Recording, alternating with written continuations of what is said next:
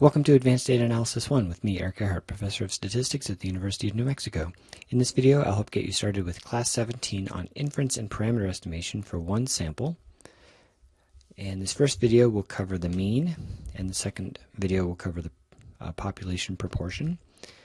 And this is applied to your project file. So here we are, Class 17.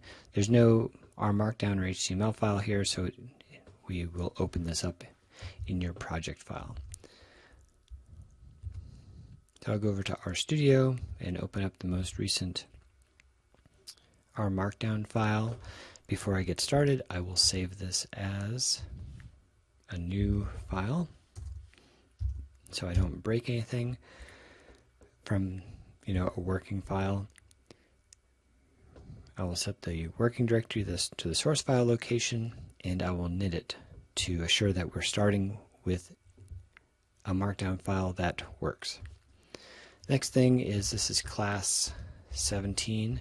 So I pressed Control F to start searching, and I typed class 17 in the search bar, and it brought me down there to class 17. Okay, let's read the rubric while it's compiling. So we have two parts. The video will cover this first part, and the next video will cover the second part. Using a numeric variable, calculate and interpret a confidence interval for the population mean. So first we want to identify and describe the variable. Then we'll use t-test, the function t-test, which I think is in the stats package, t.test. It's in the stats package. To calculate the mean and the confidence interval for that variable. We'll then get a point for interpreting the confidence interval, and then I've got 2 points for plotting. And there's probably two things to do here. The first is we want to plot. I've got a piece of code that I want you to copy and paste to plot a histogram and the mean and a confidence interval on top of each other.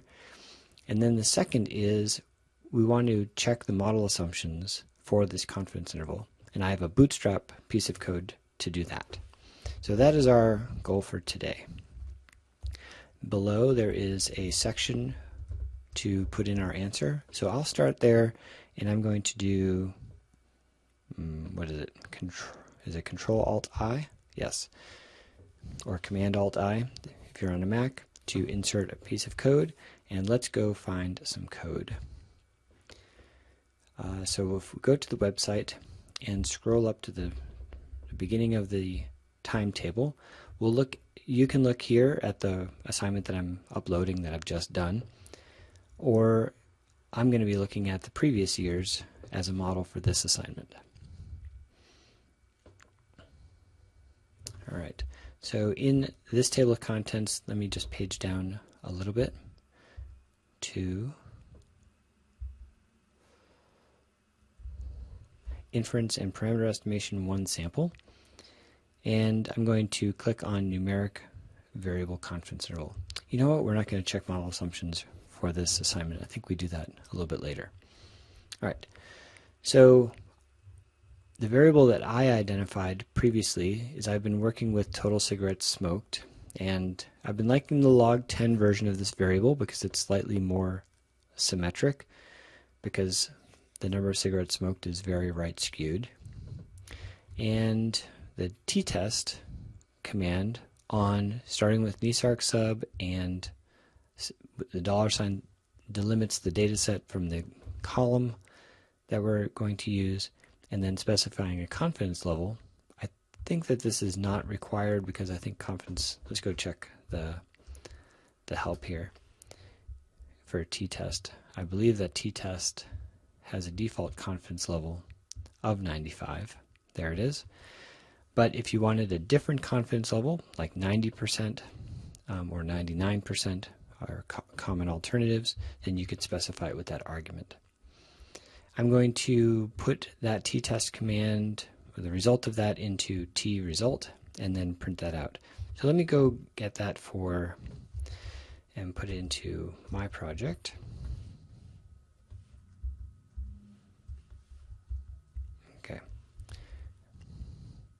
So a good numeric variable for you to use would probably be one of the ones that you've used for plotting. I encourage you not to use age for a numeric variable, because in a way it's not very interesting. What is the average person's age in the NESARC data set? Let's think about a feature of the people in terms of their behavior, or how they're living, so whether they've got smoking or depression or something like that. And let's see if there's anything else to look at here. So the t-test command is very simple when you've just got a one variable. You just specify x, and you can have a couple other options if you want. I think there really isn't anything interesting there. All right, so let us run all the code down to here. I should have clicked on that 2 minutes ago. While this is running, we will use our time well by scrolling down a bit and grabbing this chunk of code, which is what we're going to use for plotting. So I'll create another code chunk, Control-Alt-I, and paste it in there. I also think that my variable is not called this. I may have created a log2 version of this variable. We'll find out in a moment. It finished. Okay, let's take a look at the structure of my data set. So I pressed Control-L to clear the screen. You can also click this little broom here. And then the structure of NESARC sub. If you make it a little wider, it won't wrap as much. So I've got total cigarettes smoked log 2. Okay, so that's going to be the variable that I analyze. Let's open up the editor window, and I'll put my variable in here. And because I'm changing the formatting of all my text, I'm just going to do that. Okay, that's my new variable down there. All right, let's run this code chunk up here and see what the result is. Okay, it ran without any errors. That's the first thing to check. It is a one sample t-test. It tells us what the data are. There are some things in here we don't care about right now, but we'll be looking at when we perform hypothesis testing. So these two lines have to do with hypothesis testing. These two lines are the confidence interval. So the total number of cigarettes smoked on the log 2 scale is between 7.85 and 7.92, with a mean of 7.89. Since we've got a little extra time in this video, we will probably learn how to grab these numbers and automatically put them into our text. All right, so let's go up to the rubric and remind ourselves, identify and describe the variable. Okay, so that is something I can get from my code book. So we are at line 1669. I'll scroll up to the code book. Total cigarettes smoked, and of course I have the log 2 version of that. I didn't add the log 2 version in the code book, but this is the description that I need for this variable. Go back to 1669. Okay, here we are. Okay, total cigarettes smoked log 2 is the estimated number of cigarettes per month a subject smoked on the log 2 scale. Okay, and I'm going to wrap the variable name in left tick marks so that it sort of stands out a little more. I'll also wrap this in a tick mark since those are variables that are multiplied together. Okay, so I've done the first part, identify and describe the variable. You use the t-test to calculate the mean and confidence interval. I've done that. Interpret the confidence interval. Let's do that next. Oh, calculate. I spelled wrong a couple years ago. All right, the interpretation.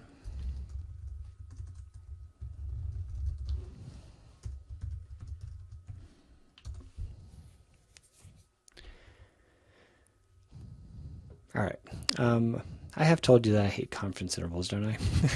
Haven't I? All right. So the interpretation of the confidence interval here. Let's get the numbers first, and then we will write our interpretation.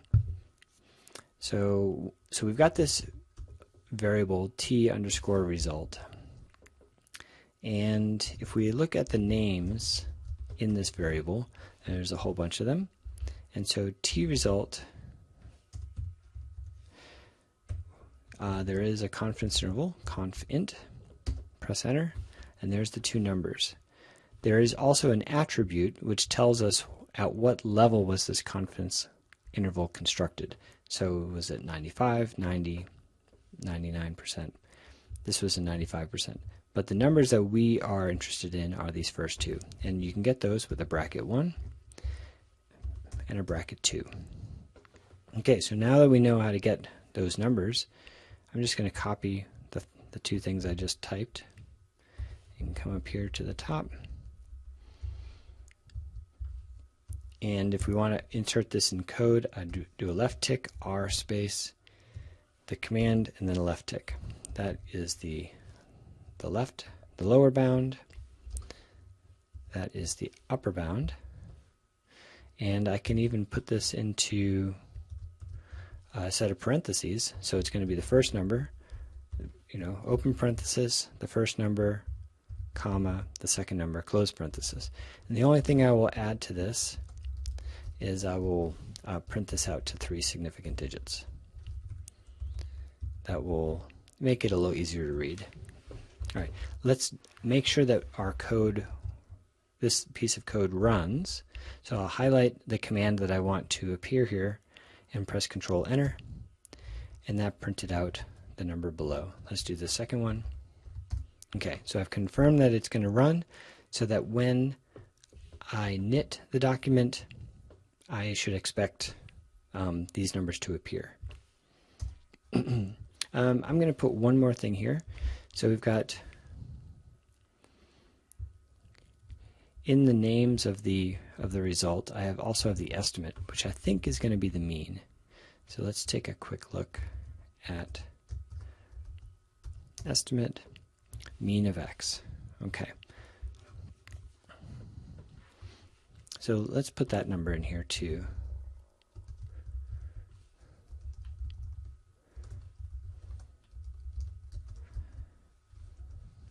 All right, so there is the mean. Okay, so I'll start the interpretation with just one sentence of description. The mean of that variable is this, and the 95% confidence interval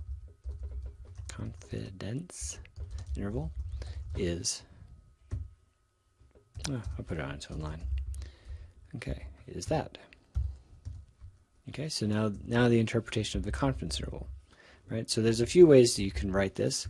We are 95% confident that the true population proportion is between these bounds.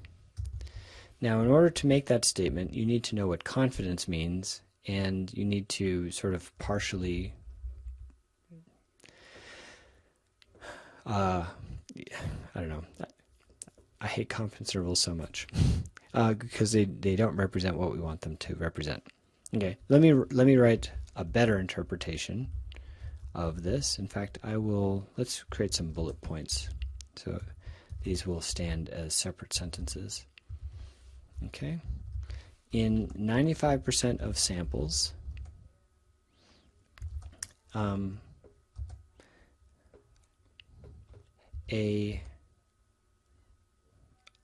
confidence interval. Let's see, a confidence interval. Yep. Sorry, I keep losing my thought.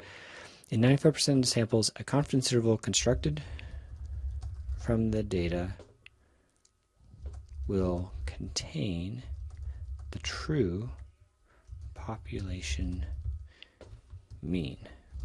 In our case, our confidence interval, it's about time we start abbreviating this, was that interval.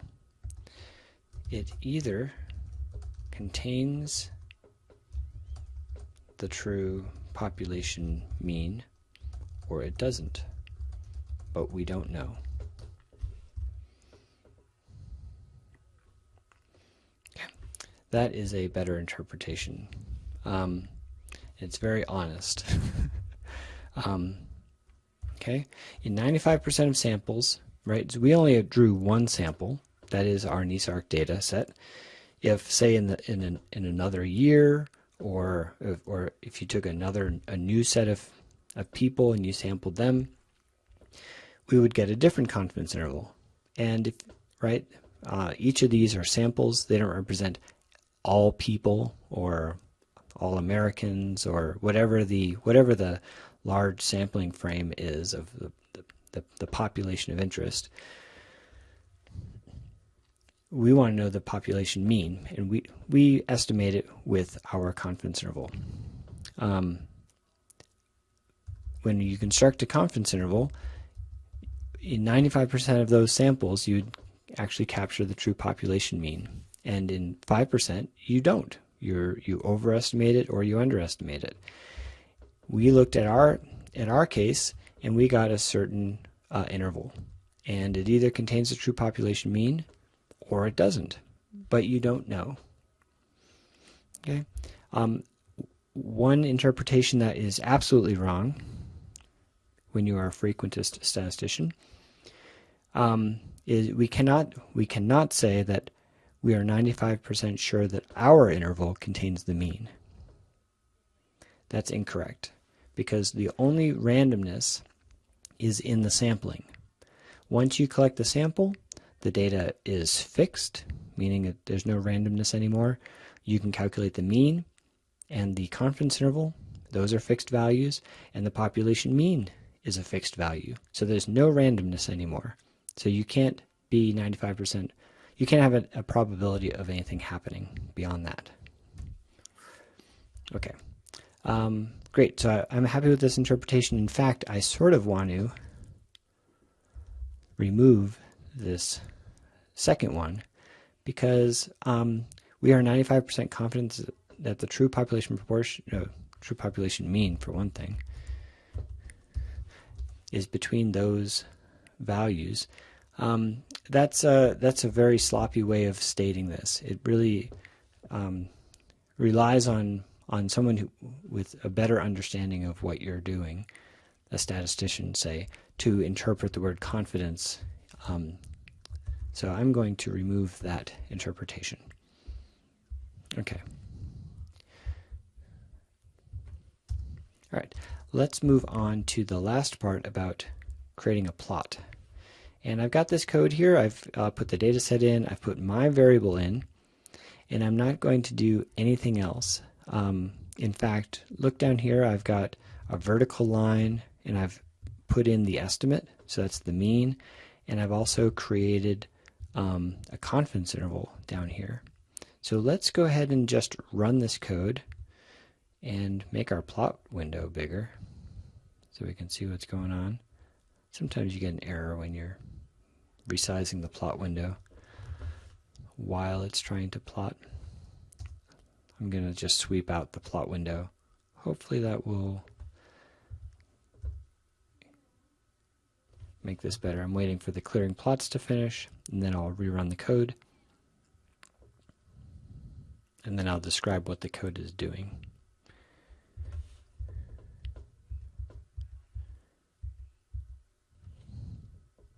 It's taking a long time.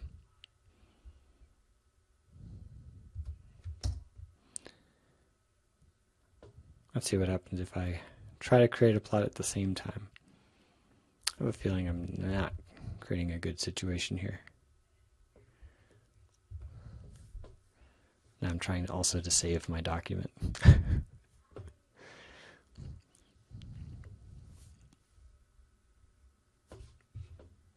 And my computer's fan has come on. All right, let me just see how my computer's doing. Based on my CPU usage, my computer is stressed out about RStudio. Oh, good. Okay, patience won the day there. So it finished clearing the plot, it submitted all the code, and I'm hoping that we're going to get something over here. It also saved the document because I don't have a star next to my file name.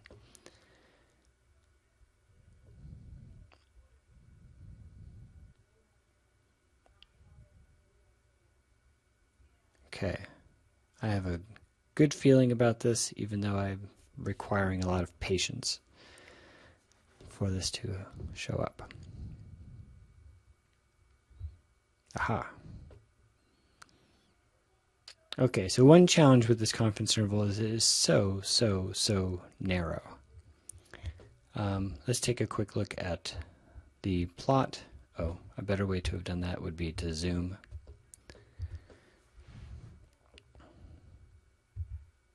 And if I resize this, I'm just asking for trouble.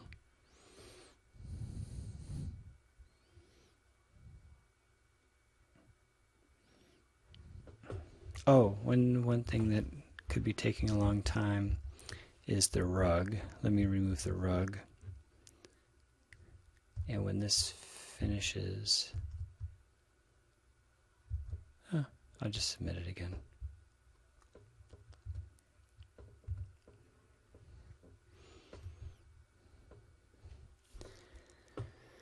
Okay, so anyway, while this plot is visible down here, you can see that I've got a histogram. And I've got a blue line, which is the mean. Okay, so I forget what the value was now, but it's like 7.8 or something.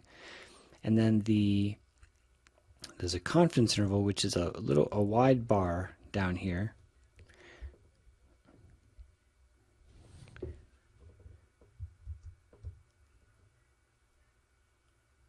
Okay, it did submit. I apologize, guys. Maybe skip ahead 2 minutes and see if I'm talking about something else.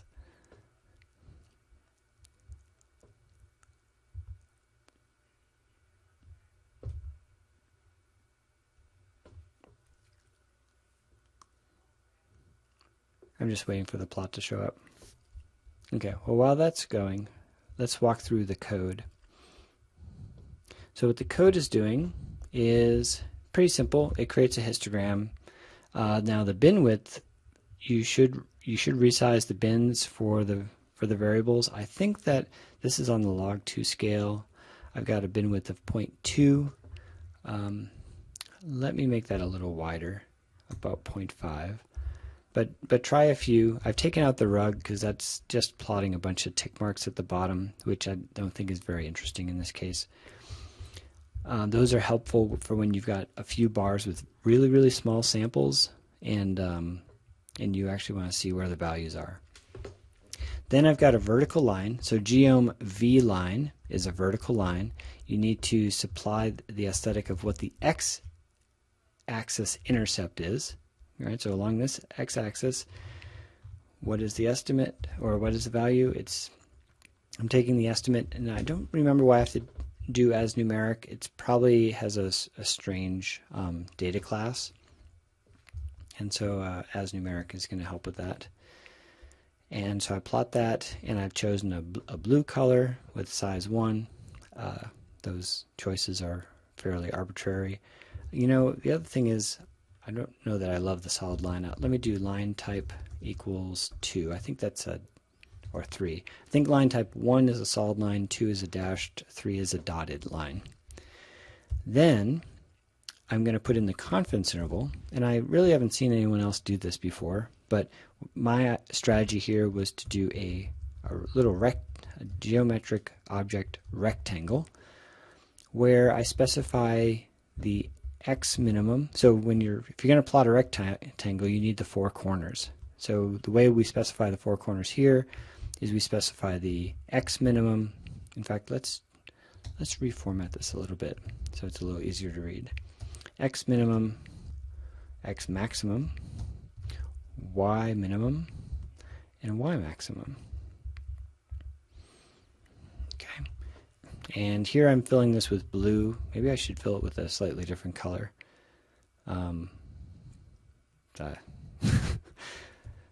All right, and that is going to appear at the bottom.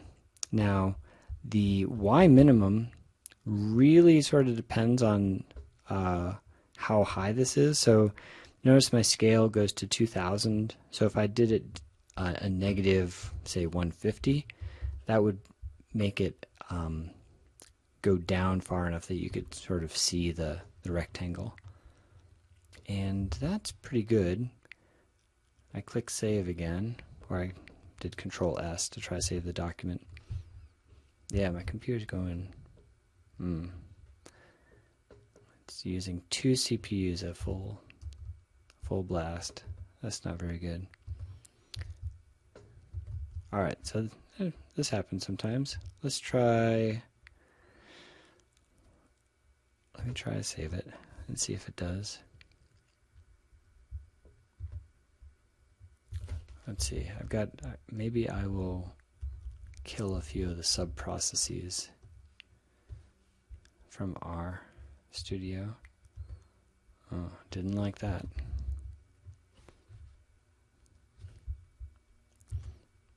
Alright, well, I don't mind. I mind that this is taking extra time. I don't mind showing you when my RStudio crashes and what I'm doing. Let's see that.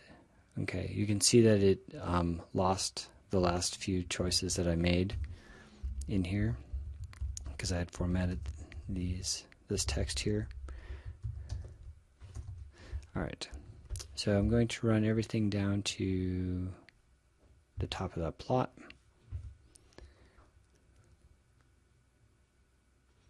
I think that's not running because I need to set the working directory. Okay. So I set the working directory because I restarted R, and now I'm going to run this again. I was watching down here, the load statement went by right away and it was generating errors. So I knew that there was something wrong. Right. So I put these there. And log 10 is not right anymore, it's now log 2.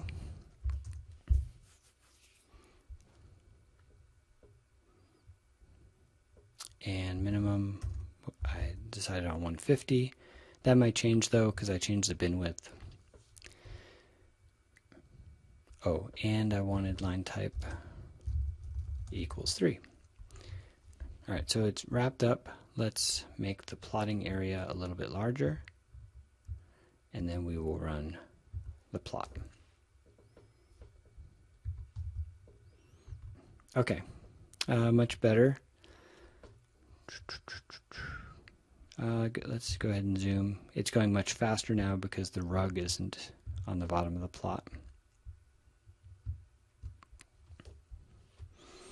Okay, so I've got my histogram, I've got the mean, which is the dotted line, and now we can see the very narrow blue confidence interval.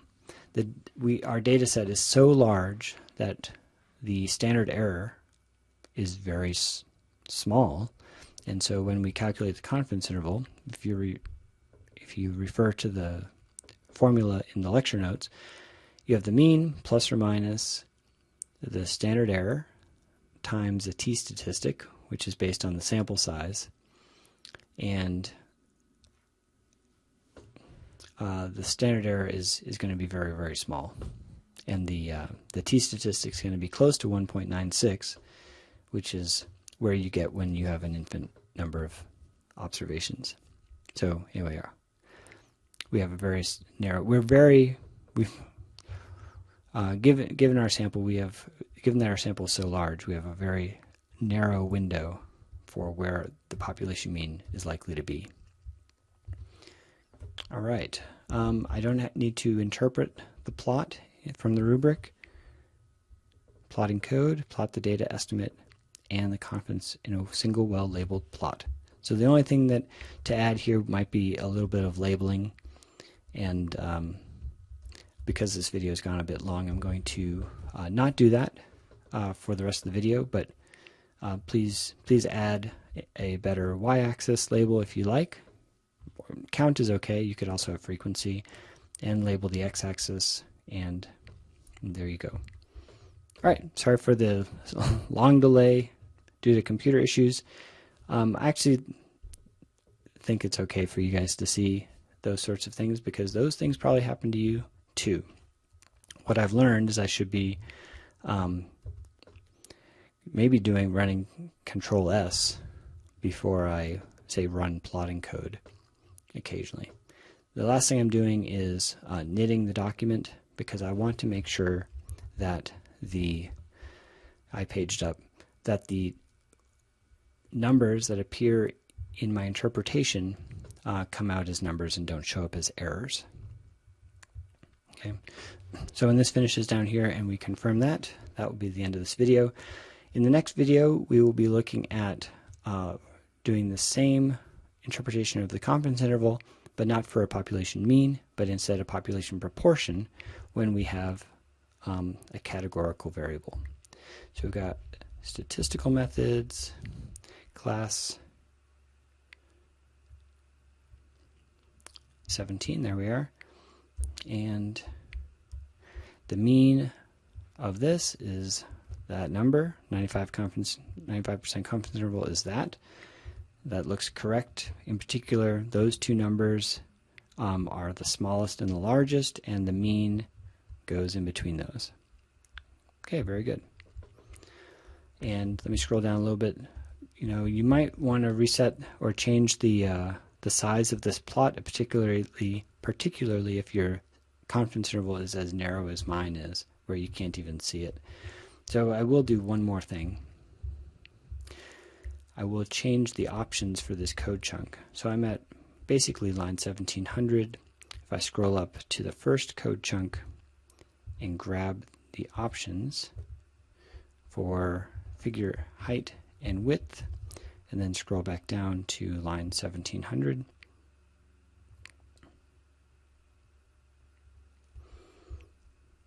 I will paste those in here, and then I'm going to make it a little wider, and I think the height was just fine.